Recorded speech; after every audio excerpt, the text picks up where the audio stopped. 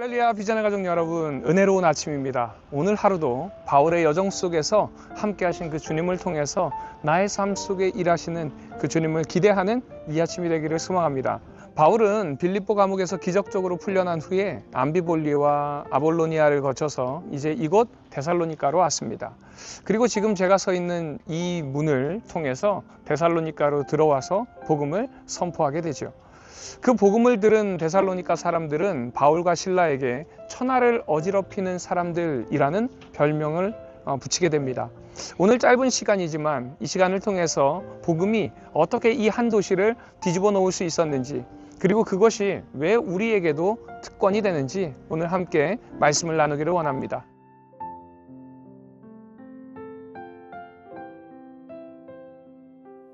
그들이 암비롤리와 아볼로니아로 다녀가 데살로니가에 이르니 거기 유대인의 회당이 있는지라. 바울이 자기의 관례대로 그들에게로 들어가서 새 안식일에 성경을 가지고 강론하며 뜻을 풀어 그리스도가 해를 받고 죽은 자 가운데서 다시 살아나야 할 것을 증언하고 이르되, 내가 너희에게 전하는 이 예수가 곧 그리스도라 하니, 그 중에 어떤 사람 곧 경건한 헬라인의 큰 무리와 적지 않은 귀부인도 권함을 받고 바울과 실라를 따르나, 그러나 유대인들은 시기하여 저자의 어떤 불량한 사람들을 데리고 떼를 지어 성을 소동하게 하여 야손의 집에 침입하여 그들을 백성에게 끌어내려고 찾았으나 발견하지 못함에 야손과 몇 형제들을 끌고 읍장들 앞에 가서 소리질러 이르되, 천하를 어지럽게 하던 이 사람들이 여기도 이름에 야손이 그들을 맞아 들였도다. 이 사람들이 다 가이사의 명을 거역하여 말하되, 다른 임금 곧 예수라 하는 이가 있다 하더이다 하니, 무리와 읍장들이 이 말을 듣고 소동하여 야손과 그 나머지 사람들에게 보석금을 받고 놓아주니라. 이곳은 당시의 포럼 광장이라고 합니다. 아마 바울은 이곳에서 복음을 선포하고 그 복음으로 인해서 이 데살로니가 도시에 소동이 발생하게 됩니다. 말씀을 보면은 바울과 실라를 천하를 어지럽게 하는 사람들이라고 부릅니다. 언어를 직역하면요, 세상을 뒤집어 놓은 사람들이라는 뜻입니다. 이것은 바울과 실라에 대한 고발이지만 동시에 가장 정확한 묘사라고도 할 수 있습니다. 복음은요, 세상을 뒤집어 놓을 능력이 있습니다. 바울이 데살로니가에 도착했을 때에 그는 규례대로 회당에 들어가서 새 안식일 동안 성경을 가지고 강론합니다. 그때에 그가 전한 메시지가 무엇이었을까요? 첫째는 그리스도가 해를 받고 죽은 자 가운데서 다시 살아나셨다라는 것을 증언했을 겁니다. 둘째로 내가 너희에게 전하는 이 예수가 곧 그리스도다라는 선포였습니다. 이 메시지는요, 세상을 뒤집는 메시지였습니다. 이 메시지를 들은 경건한 헬라인의 큰 무리와 적지 않은 귀부인들이 권함을 받고 바울을 따랐습니다. 그런데 그 모습을 바라본 유대인들이 시기해서 또 불량배들을 데리고 와서 성을 소동하게 만듭니다. 그들이 이제 야손 집에 달려가서 바울을 찾는데 바울을 발견하지 못하자 야손과 형제들을 끌어다가 고발하게 되죠. 그 고발의 핵심이 무엇일까요? 바로 다른 임금, 곧 예수라 하는 이가 있다라는 겁니다. 이 선포는요, 세상을 뒤집는 선포였습니다. 당시 로마 제국에는 가이샤가 절대권이었죠. 가이샤는 주님이십니다 라고 고백을 했어야 합니다. 그런데 바울의 고백은요, 다른 임금, 다른 왕이 있다는 겁니다. 그 왕이 누구인가요? 예수 그리스도를 선포하는 것이었습니다. 그러니까 이것은 단순한 종교적인 고백이 아니라 정치적 선언이고 사회적인 혁명이고요, 삶의 전체의 방향을 완전히 바꾸는 의미를 가지고 있는 것입니다. 영국의 윌리엄 워브포드가 20년 동안 노예무역 폐지를 위해서 싸웠습니다.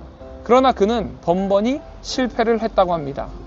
그 이유는 당시 노예무역은 대영 제국의 경제를 지탱하는 핵심이었습니다.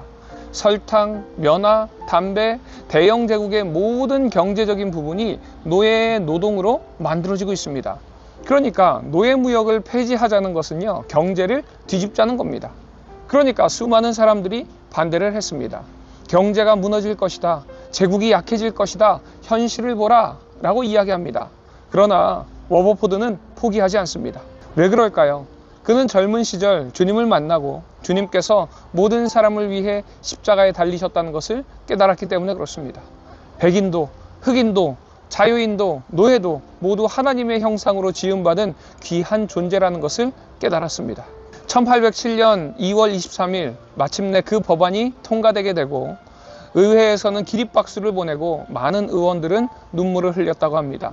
이 순간이 세상이 뒤집어지는 순간이었습니다. 그리고 워버포드는 나중에 이렇게 고백합니다. 하나님께서 내 앞에 두 가지 위대한 목표를 주셨다.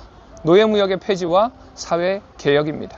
이것은 주님께서 내게 주신 특권입니다. 워버포드는요, 20년간 반대와 조롱과 건강을 해칠 정도의 노력, 그것은 그의 희생이 아니라 특권이라는 것입니다.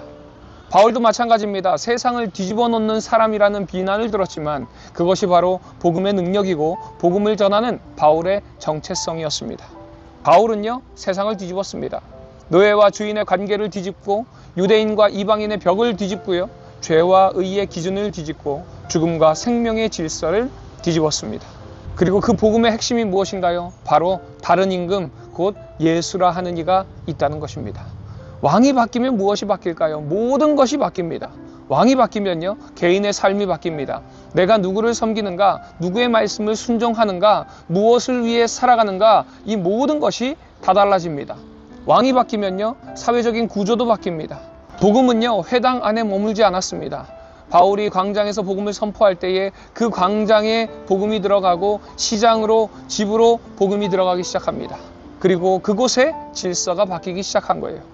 노예 주인에게 노예를 형제로 대하라. 부자에게 가난한 자를 돌보라. 권력자에게 섬기는 자가 되라. 복음은요, 세상의 질서를 바뀌는 선언입니다. 그래서 이 복음이 세상을 뒤집어 놓은 것입니다. 사랑하는 우리 비전의 가족 여러분, 오늘 이 시간 정직하게 한번 질문해 보시기 바랍니다. 나의 신앙은 과연 무엇을 바꾸고 있습니까? 만약에 우리의 신앙이 주일에만 존재하고 교회 안에만 머물고 개인적인 그냥 경건에만 국한된다면 우리는 바울이 전한 온전한 그 복음을 살고 있지 않는 것입니다. 복음이 우리의 무엇을 바꾸고 있나요?